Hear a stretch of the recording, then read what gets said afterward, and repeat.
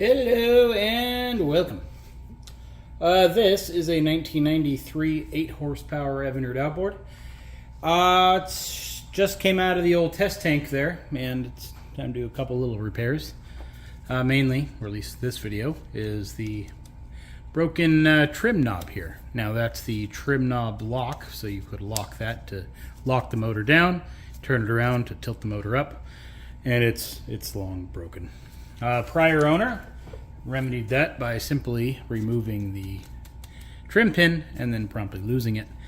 So we need to hunt one of those down, but for now we're going to be changing the knob. The knob has already been borrowed from another motor. That piece of junk right there. It's pretty easy to change. Grease and dirt is your only real problem.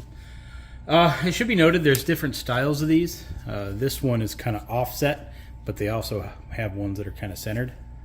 So this is my 2-hour 88 6 horse, and if you notice how it works, I guess that, you know, you're going forward so the engine can tilt up, and you're going backwards so the motor locks down. I think that's what that means. Over in this corner we have this 4 horse I fixed up, I don't know when. It's got the newer style, so it's a little offset, and I bought this new, that's why you still see lettering in it. But same concept. Yeah, it's got little arrows and the motor tilted up, so I guess that's what that means. And no little arrows, so yeah, easy. Anyway, so that's the newer style. So there you are, interchangeable. This one, it'd be nice if it had lettering, but it don't. Anyway, so if you're buying a used one or a new old stock one, it might be the centered. If you're buying it brand new, it'll probably be the offset one. But like I said, same knob. Okay, let's see if we can prop that up and out of the way. Oh, kind of can. So see this pile of grease right here? Down inside of there is where we're going to find our screw. All right, slight problem. We need to rotate this. How am I going to do that? Maybe first thing I'll do is scrape all the grease out of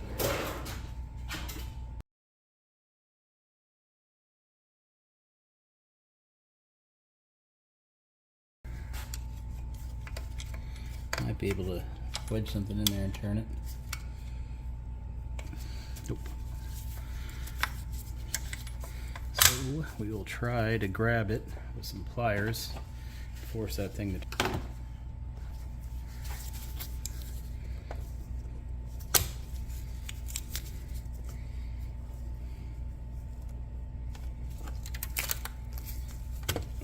Perfect. So now we need to get in here, that little tiny hole right there, with a, what is this, 3/32, I believe, wrench, Allen wrench. Yeah, I don't know what size it is, but I think it's a 3/32. Anyway, just turn that. You don't want to go all the way because you don't want to pull the screw out, but you need to get it out pretty far at the same time. Should do it.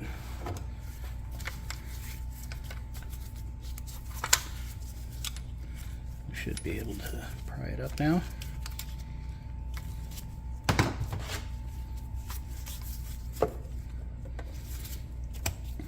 And hopefully all those parts stay right where they need to be. So there's our broken one, there's our new one. Put some new grease on there if you want to, but I don't know if I'm gonna. Yeah, I guess I will. Alright, the screw is gonna hit right on the back. So it's not gonna hit on the flat, it's gonna hit on the back. So I'm gonna align this to where the screw hits.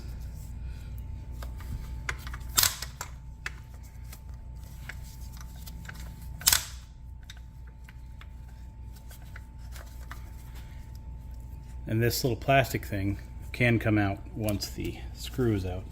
So the knob is back in, but this thing fell off. So now that we know the knob's going in, we can move this up. position this back to where it was, and hopefully get back in there.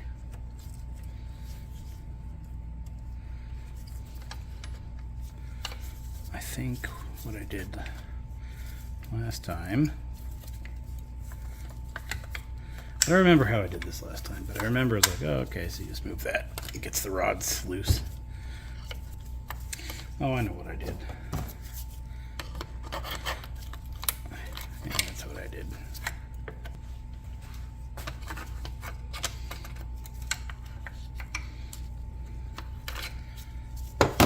So that'll give me a little bit more room. Because I don't think once this thing's installed, I don't think you're going to be able to get the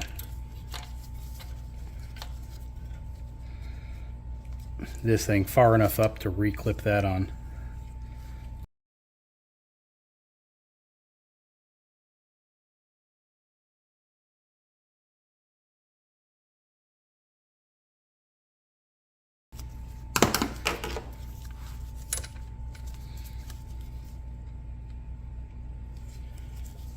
Use these to pull it up a little bit, get it right under there, get it pushed in. It's close. Need something to get in there from the back. I'll stand by with the screwdriver. Same thing I just did here. Grab the screw.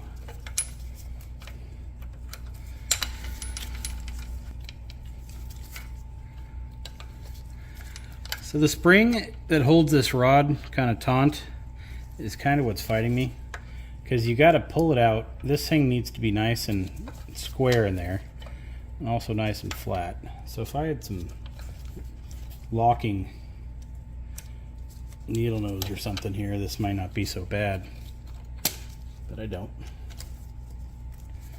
So anyway, what I need to do is position it just, perfectly, just like that. Get the knob pushed down further, then come in here and wiggle this on, which we're really close considering the top half is in there, but it's still jamming up because of the lovely angle it's sitting on.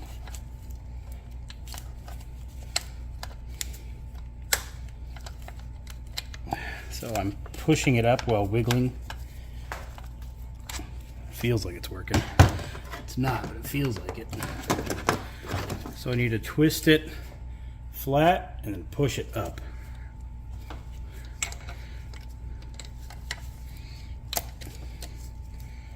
And I don't think that's going to happen.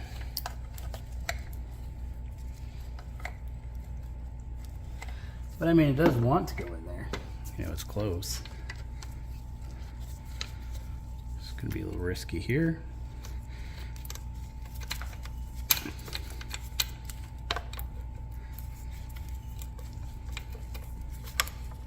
There we go.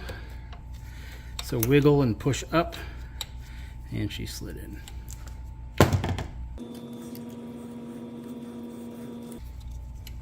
That should be fine right there, so shouldn't fall off, I mean. Get that out of there. Let's get the shallow water drive down.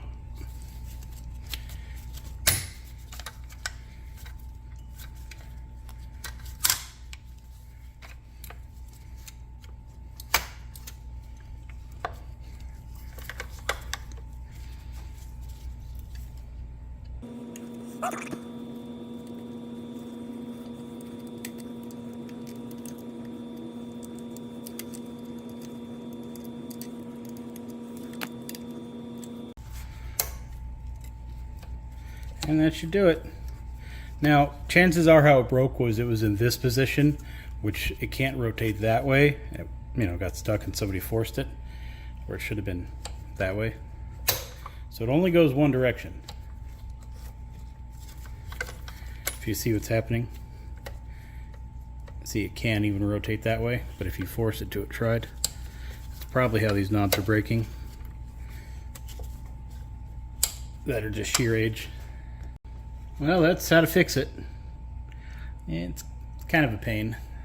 But hopefully you only have to do it once. I mean, it lasted 23 years, then broke. Hopefully a replacement will last you even half that long. You're doing okay. So, I will see you next time. So I used to work at Maglite, or Mag Instrument, and they made flashlights. It's basically a huge machine shop spread out all over Ontario, or different facilities for different types of machining. So we did a lot of machining there. I did polishing. I did polishing at first, and then I got promoted to parts washing / degreasing. So the flashlights would go, they'd get machined on very old lathes. Yeah, it's probably fine. So they'd get machined, and then they would come to me. Okay, they got machined, anodized. They'd go back and get machined again. The reason they got machined again was to cut off the threads for the tail cap to go in. Since the tail cap grounds itself to the barrel, it needed to be machined after it was anodized. Anyway, so after it was machined, these freshly anodized parts were then all oily. They'd come over to my department, to where me and another guy ran this degreaser. It's about an industrial degreasing machine, just monstrous. We had an overhead sky crane. We'd load cages. Sky crane would then put them in the washing bins. It rotates around the parts. 600 flashlights. They come out, go to the next tank, so on and so forth. So we had equipment there to separate the water and the oil, because obviously, you're washing machines in a water-based, soapy, California-friendly solution. You then got an oily, watery substance, so you need equipment to be able to separate the water and the oil. One of them was a coalescer, another one was called a superator, but what we found worked best was a whole bunch of what they call skimmers, which are basically little rubber belts that run around on a little track with a little wiper on the top. So the rubber belt would attract the oil, and then that little wiper would take the oil off, put it on a tray, and go down to a bin. Those junky little skimmers worked better than this monstrous equipment we had. So those little skimmers, it was cheaper just to replace the whole thing than it was to replace the belt. And we noticed that, because they'd run all day and night, whether we were there or not, we would just change them out once a month, because when they died while we were gone, we'd come back to an oily tank, and we'd have a day of downtime while the tank got de-oiled. So we would just replace these skimmers, once a month, or once every 2 weeks, depending on what tank it was in. So we would just throw them away. And the boss had said, "Hey, Brandon, you want some skimmers? Like, you have them, really. We just throw them away. I mean, you got to be good for something." And at the time, I was like, why would I ever need this? And here I am with this 2-stroke outboard 20 some odd years later with an oily, watery tank that I would love to have a skimmer for. But, yeah. Anyway, so I'm not going to hang on to it for 20 years anyway. It would have gotten thrown away by now. But yeah, every time I use this tank, I think to myself how much I want a skimmer again. That'll probably never happen, because they are expensive.